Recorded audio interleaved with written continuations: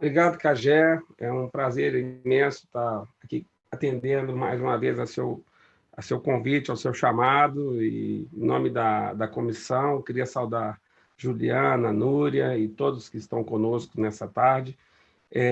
O nosso objetivo de preparar essa apresentação visa explicar para os sócios do escritório de advocacia, os colaboradores, o que está acontecendo em relação à LGPD, já que, como bem destacou o Cagé, nós passamos aí por várias idas e vindas. A discussão de um assunto técnico acabou virando politizado. Isso deixou muitas incertezas no momento em que o governo coloca, dentro de uma medida provisória que vai decidir a respeito de pandemia, na última linha, sem nenhuma justificativa nem nada, o prazo para prorrogar a LGPD. E justamente por ter feito esse jabuti, né, que é o termo que normalmente utilizam, de colocar um assunto nada a ver com o meio dos outros, é que o presidente do Senado, Davi Alcolumbre, surpreendeu a todos e resolveu simplesmente tirar de pauta o artigo que falava a respeito da possível postergação. E, com isso, o tema caducou, já que a votação foi exatamente no prazo final da prorrogação do prazo da votação da medida provisória 959. Então, com isso, afastou-se a dúvida em relação a quando que iria acontecer a vigência da lei.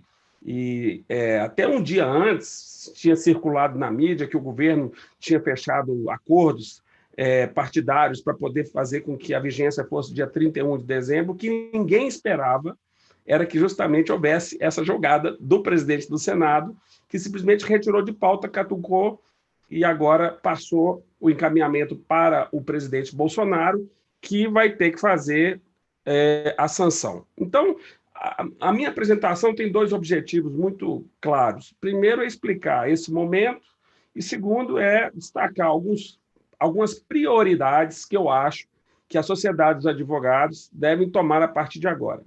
É notório que a grande maioria da sociedade dos advogados ainda não está sensibilizada, conforme bem pontuou o Cagé, para fazer o seu próprio dever de casa, de olhar para si próprio em relação às rotinas operacionais. Nós, no nosso escritório, nós já temos mais ou menos uns 6 escritórios que nós estamos fazendo esse trabalho de consultoria para poder mostrar quais são as lacunas operacionais e quais são as medidas corretivas. Os problemas se repetem.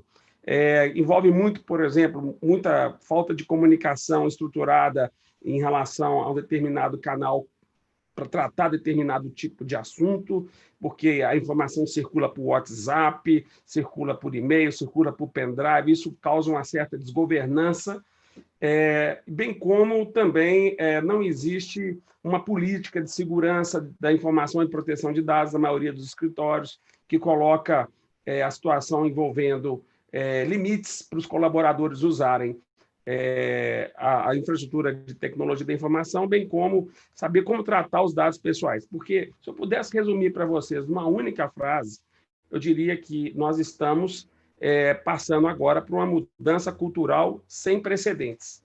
E isso atinge do sócio fundador até o faxineiro, se ambos tratam dados pessoais.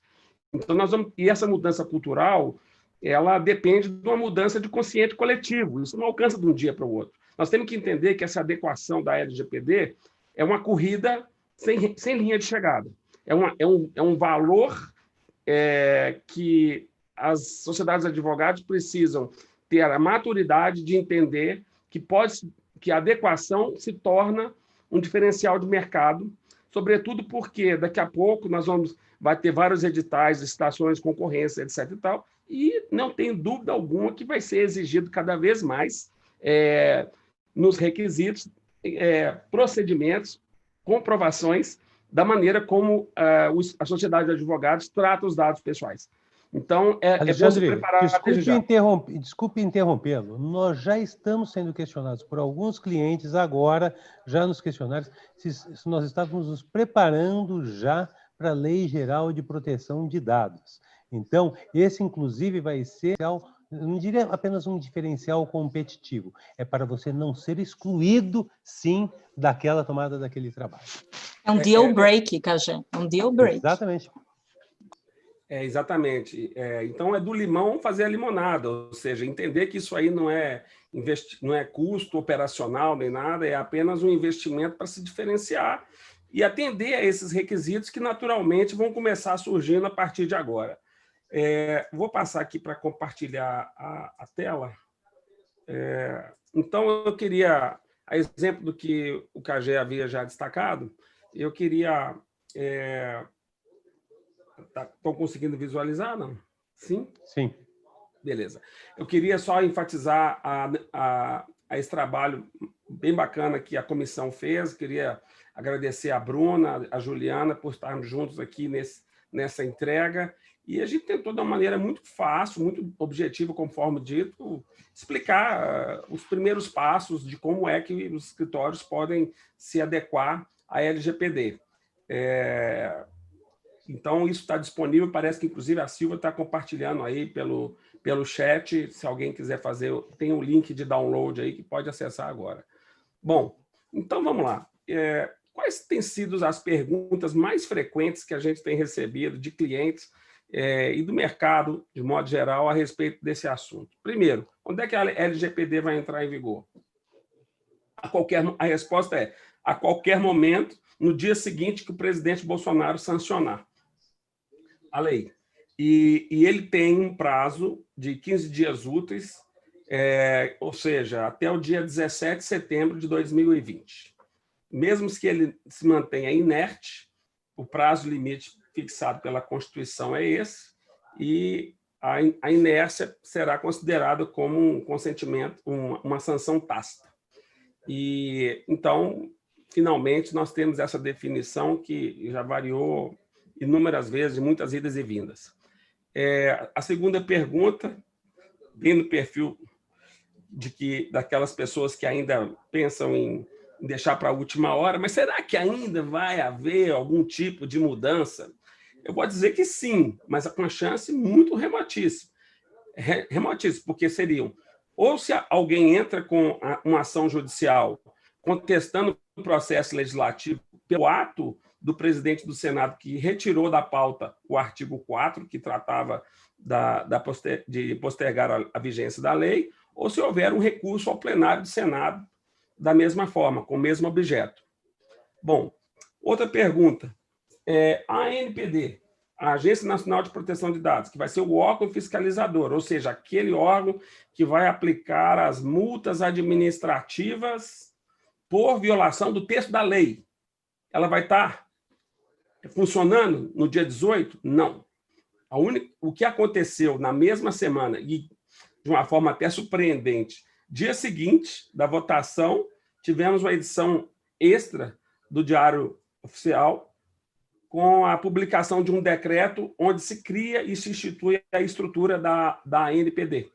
Então, nós já temos 2 membros e 2 suplentes nomeados, que são representantes das 2 casas do Poder Legislativo, mas agora é de iniciativa do Executivo tirar o tempo perdido, porque, afinal de contas, o Executivo não agiu em nada ao longo desses 2 anos, mas não tomou a mínima atitude em relação a isso. Talvez estava muito acreditando ainda que poderia ser postergado. E é importante dizer que a ANPD hoje está vinculada à presidência da República. E a pergunta de $1 milhão é saber o seguinte: até que ponto que a ANPD vai ter independência suficiente para poder apontar o dedo para falhas, para questões de violações de direitos dos titulares de bases de dados pessoais, caso ocorra algum incidente dentro das bases de dados do poder público. É necessário que a ANPD tenha independência para isso. Essa é uma situação que nós vamos ter que enfrentar em teste, e me preocupa muito. Até recentemente, veio uma discussão em que o Executivo estava querendo pressionar no sentido de que as operadoras cedessem os dados pessoais de todos os titulares de linha de celular para poder passar para a ABIN. Então, você imagina que precedente histórico é esse que nós estamos ainda nesse próprio governo, que me causa muita apreensão para saber até que ponto que essa agência vai ter essa independência para poder vedar iniciativas totalmente contrárias à lei, como essa que foi amplamente divulgada na mídia. O que já se sabe é que as multas administrativas fixadas pela Agência Nacional de Proteção de Dados, que variam desde uma mera advertência até o teto máximo de R$50 milhões, ou 2% do faturamento líquido anual por evento de cada organização que estiver envolvida no incidente, só a partir do 1º de agosto de 2021. Então, logo em seguida, isso desencadeia na quinta pergunta. Será, então, que eu estou tranquilo, porque até agosto de 2021 não vai haver nenhuma punição, nenhuma penalidade no qual a Sociedade de Advogados vai estar sujeita? Não. Por quê? Porque existem, primeiro, outros órgãos fiscalizadores, não apenas a ANPD. Que órgãos têm se destacado? Ministério Público. Parece que o Ministério Público tem um estagiário que, na hora que sai a palavra vazamento de dados na internet, no dia seguinte, o Ministério Público já chega, já intervém. É um negócio absurdo. E tivemos uma declaração do representante do Ministério Público na quinta ou sexta-feira passada, dizendo o seguinte: não tem problema a ANPD não ter se estruturado, nós estamos muito bem estruturados, porque nós somos uma instituição de mais de 20 anos e vamos continuar ativo em relação a qualquer tipo de violação de dados pessoais. Hoje, sem dúvida alguma, dentro dos órgãos fiscalizadores, o Ministério Público foi o mais atuante até o momento e, pelo que está deixando transparecer, vai continuar sendo, até que a ANPD realmente tome forma. Aí há que se perguntar, mas espera aí, se a ANPD ela vai fixar multa administrativa em relação a violações do texto da lei, por que dá legitimidade para o Ministério Público, para o PROCON, para o SENACON, também fixarem multas administrativas? É porque, no Brasil, a Lei Geral de Proteção de Dados Pessoais ela apenas ampliou direitos à privacidade e à proteção de dados, porque nós já tínhamos o artigo 5º na Constituição, o Código Civil, a Lei de Acesso à Informação, Estatuto da Criança e do Adolescente, que tratavam do mesmo assunto. Isso não é novidade dentro do nosso ordenamento jurídico. Então, o risco de penalidades continua existindo por parte desses outros órgãos fiscalizadores, que poderão fixar multas. E aí, lembrando, o que se arrecada dessas multas vai para o bolso dos órgãos fiscalizadores. E isso é uma situação que enseja a segunda penalidade. E as vítimas? Onde que elas vão se socorrer? Uma vítima que foi importunada, que teve seu dado acessado e utilizado sem o seu consentimento. Vão procurar a justiça. E aí, gente, a preocupação que tem no mercado, outro dia nós estávamos fazendo uma reunião lá no Conselho Federal e levantando algumas informações, chegaram à conclusão que no Brasil hoje tem 1.200.000 advogados e 450 mil advogados que estão ganhando para poder pagar as contas. Então, você imagina, se a gente fizer um paralelo com o que aconteceu em 1990, quando entrou em vigor o Código do Consumidor, onde a gente viu a chegada no mercado de vários advogados dizendo: consumidor, você teve falhas na sua relação de consumo, me procure, você será indenizado. A mesma coisa, mudando o foco, vai acontecer agora, onde uma nuvem de advogados vão vir para o mercado e vão se oferecer para os titulares de dados pessoais para dizer: titular de dados, seu dado foi violado, foi tratado sem o seu consentimento, me procure, você poderá ser indenizado. E isso certamente vai ser potencializado ainda por um outro aspecto, que nós estamos acompanhando o trabalho do Conselho Federal no sentido de combater algumas startups que estão fazendo medidas jurídicas sem ser sociedade de advogados. Então, o segmento da economia onde as startups estavam atuando como se fosse ocupando a prerrogativa do advogado é o setor de relação de consumo no setor aéreo.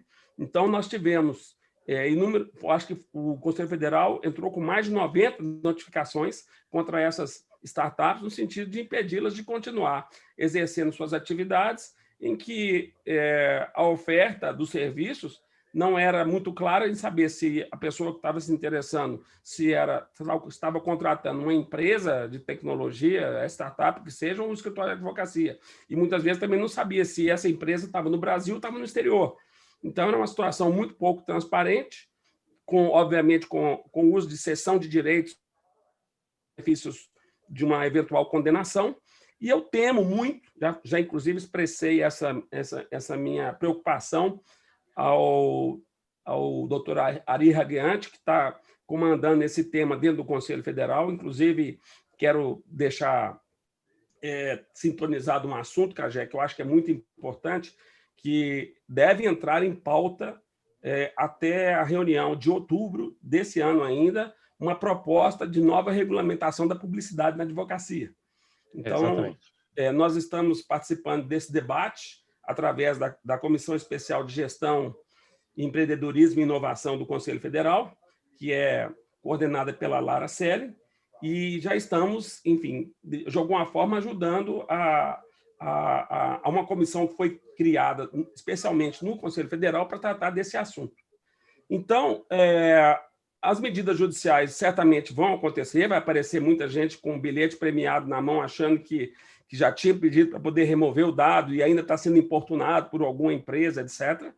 E podem ocorrer multas contratuais, porque todos os contratos onde há tratamento de dados pessoais terão que ser revistos, porque eles estão desalinhados em relação à Lei Geral de Proteção de Dados. E quando eu falo desalinhado, é no sentido de que não tem definidas as obrigações no tratamento de dados pessoais conforme está preceituado na lei, bem como também não tem fixação de penalidades caso haja violação no tratamento de dados. Mas isso vai acontecer.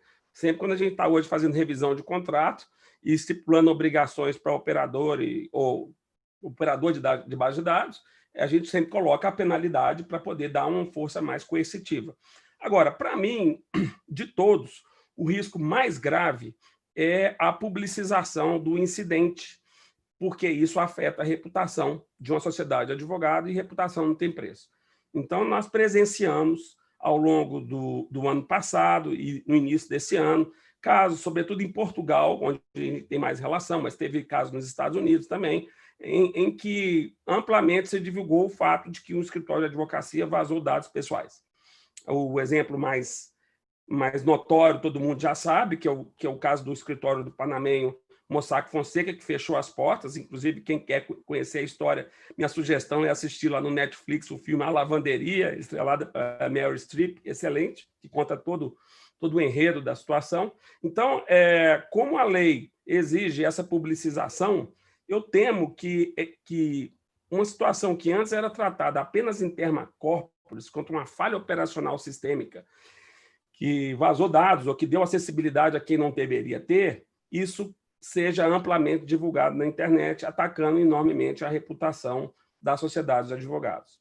Bom, então, um outro ponto que eu queria destacar é o seguinte: bom, com essas mudanças todas, vamos imaginar que o escritório não fez o dever de casa, ou se fez só pela metade, ou bem no inicinho ainda.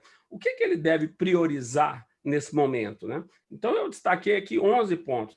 Se vocês não quiserem aproveitar os 11, que aproveitem 4, 5, que seja, mas, pelo menos, prestem atenção no que eu vou destacar aqui agora. Primeiro ponto: como se sabe, é necessário que todas as empresas, independente do tamanho, independente da localização geográfica, do faturamento, ou seja, qualquer sociedade de advocacia, uma sociedade individual de advocacia também, tem que nomear quem é o DPO, ou seja, o encarregado de proteção de dados. E essa figura, quanto mais cedo puder ser publicizado para clientes, colaboradores e fornecedores, melhor, porque ela será responsável, por exemplo, para responder aqueles relatórios de compliance que chegam de diversos clientes pedindo informações conforme o Cagé mencionou. Então, a sociedade tem que nomear uma pessoa para poder assumir esse cargo. É exatamente o cargo onde a Núria hoje exerce lá no Opus Blum Advogados, e que, no meu caso, eu exerço no meu escritório. Então, consequentemente, esse DPO, quanto mais cedo ele for nomeado, significa dizer que mais cedo ele vai começar a se preocupar com os encargos, sobretudo de conhecer todos os fluxos operacionais do escritório, que na maioria das vezes são bastante informais, e ele vai ser a pessoa que vai tirar dessa informalidade, porque isso vai ser mapeado, vai ser formalizado, e, consequentemente, toda vez que houver alguma mudança num fluxo operacional, vamos imaginar que a gente trabalha com uma empresa que faz a folha de pagamento do escritório fora.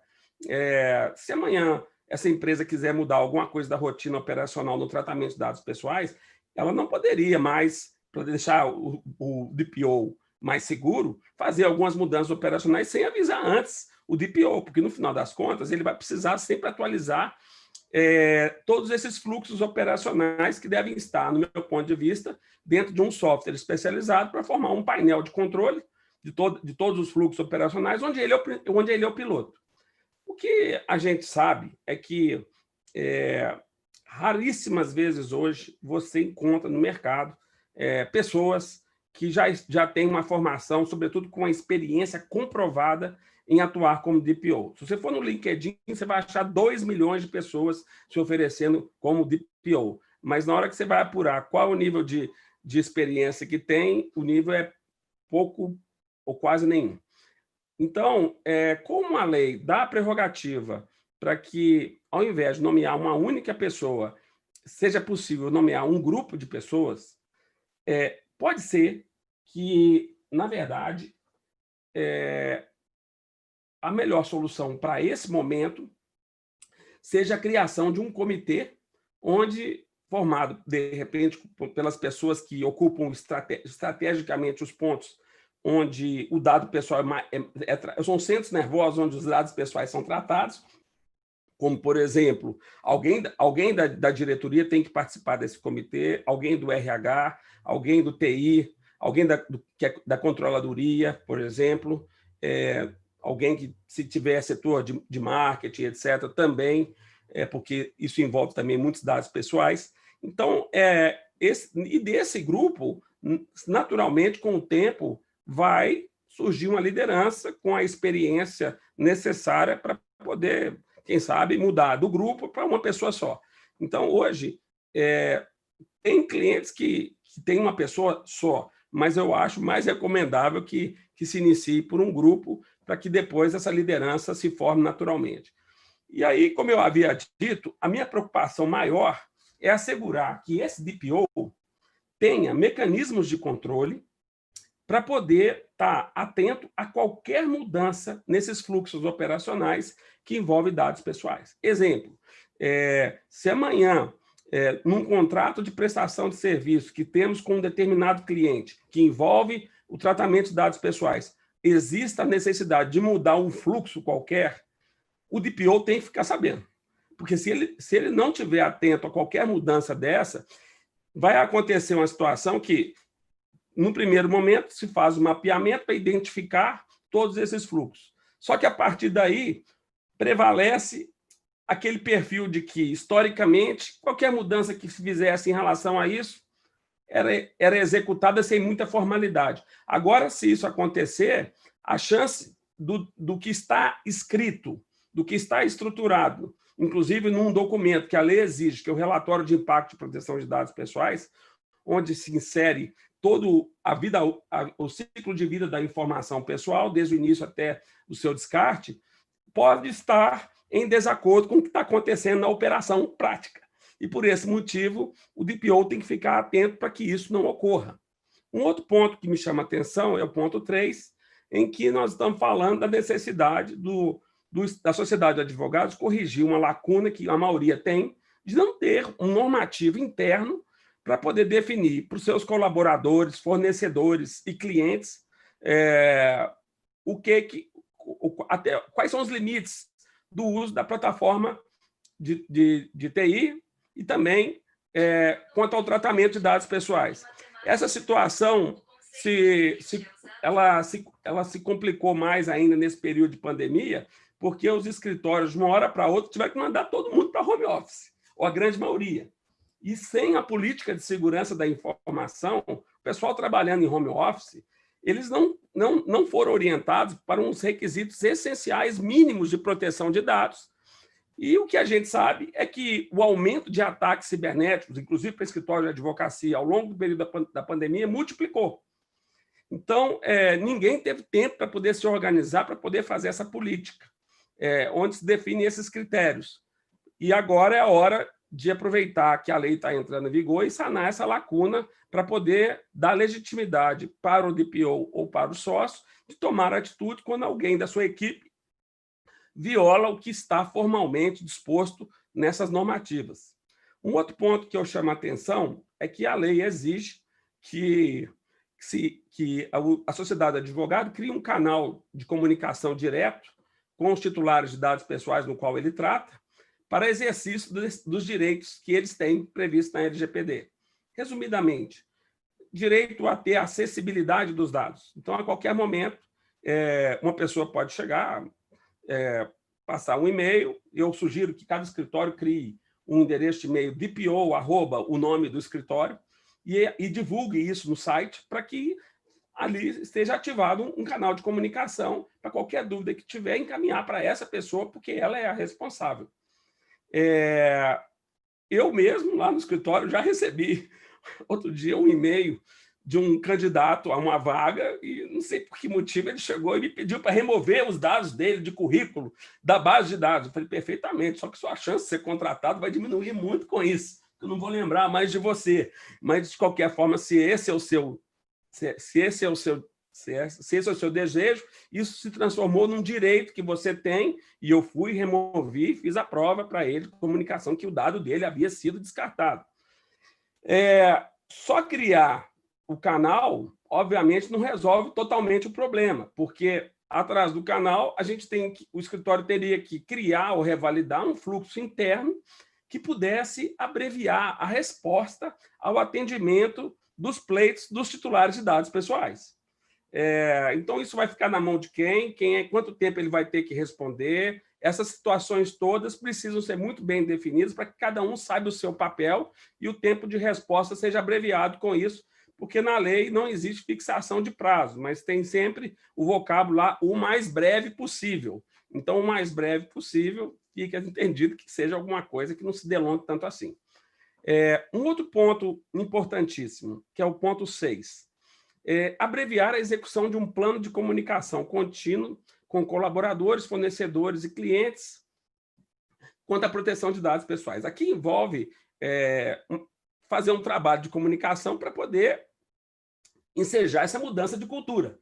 Então, o que a gente pode fazer? Webinars, por exemplo, para capacitação dos colaboradores quanto a essas mudanças culturais, operacionais que vão acontecer, né? Fazer comunicados aos fornecedores, aos clientes, que o escritório já está em alinhamento à Lei Geral de Proteção de Dados, de repente divulgar que já tem uma política de proteção de dados, é uma coisa de muito bom tom, e por isso é que eu acho que nós temos que ter em mente que essa mudança cultural leva tempo. A formação desse consciente coletivo depende muito do poder de comunicação para a gente mudar essa cultura com todas as pessoas que nós estamos envolvidos. E o webinars, sobretudo porque se tornou muito popular nesse período de pandemia, certamente é um caminho barato e muito eficaz para poder fazer o treinamento da equipe. Um outro ponto que eu queria chamar a atenção também, que é muito importante. Qualquer proposta de honorários hoje, ela já tem que ter uma cláusula de proteção de dados, onde você já define de forma muito transparente para o cliente qual é a finalidade do tratamento desse dado dele, quando é que isso vai ser descartado e quais são os cuidados que você promete tomar em relação, a sociedade promete tomar em relação a esse tratamento. O certo que eu posso dizer para vocês desde que o contrato tenha como objeto o tratamento de dados pessoais, esse contrato tem lacuna. O que a gente vai ter que apurar é se o escritório ele se posiciona como sendo um controlador da base de dados, ou seja, ele é o dono daquela base de dados. Então, ele é o dono da base de dados que tem as informações pessoais de todos os colaboradores. Ok. Agora, tem um outro posicionamento, que é o posicionamento que o escritório é operador da base de dados. Então, nesse caso, a base de dados pode ser de um cliente e, no caso, esse cliente compartilha com o escritório. Mas quem dá os comandos, as decisões em relação à forma de tratamento pelos escritórios é o cliente. Agora, existe ainda uma terceira situação, que é a situação híbrida, onde, de repente, na relação entre controlador e operador, existem vários fluxos. E nesses fluxos, de repente, o fluxo 1 e 2, o escritório é operador, e no 3 e o 4 seria o cliente, o controlador. por exemplo, ou operador também. Eu confundi a posição aqui. Então, onde ocorra a inversão de papéis. Em um determinado fluxo, um está no papel de controlador e no outro seria o operador. Então, enfrentar logo essas mudanças de contrato, sobretudo com fornecedores, empresas, por exemplo, que prestam serviço de suporte de TI. Esse pessoal acessa hoje todos os dados pessoais sem nenhum tipo de formalidade. E isso não tem previsão no contrato de prestação de serviço, qual é o limite de informação. Até pouco tempo, ou até recentemente, é comum, de repente, empresas desenvolvedoras de software que dão suporte, trabalharem para testar determinado sistema com um volume de dados que é fornecido pelo escritório. E ali tem dados pessoais que precisariam ser anonimizados. Então, é necessário fazer uma apuração para saber, será que tem, por acaso, extratos de informação soltos por aí, compartilhados com terceiros, no qual eu não dei autorização para poder fazer, e isso ainda se transforma num fator de risco? E um outro ponto muito importante que eu quero destacar é que a Lei Geral de Proteção de Dados, ela está focada não apenas no documento nato digital, mas no documento papel. E o documento papel é o grande problema. Por quê? Quantos advogados a gente conhece que entra na sala, tem aquela pilha de papel solto? Ou então que tem o hábito de pegar uma folha que foi impressa e usar o verso para poder fazer rascunho. Isso vai se tornar um fator de risco a partir de agora. Então, recomendo a todos que já comprem uma máquina trituradora de papel, deixe do lado da sua mesa, porque vai ser um instrumento muito útil, como um grampeador era há tempos atrás. E, consequentemente, você pode se proteger mais de descartar uma informação que envolva dados pessoais, cuja finalidade de tratamento já se encerrou.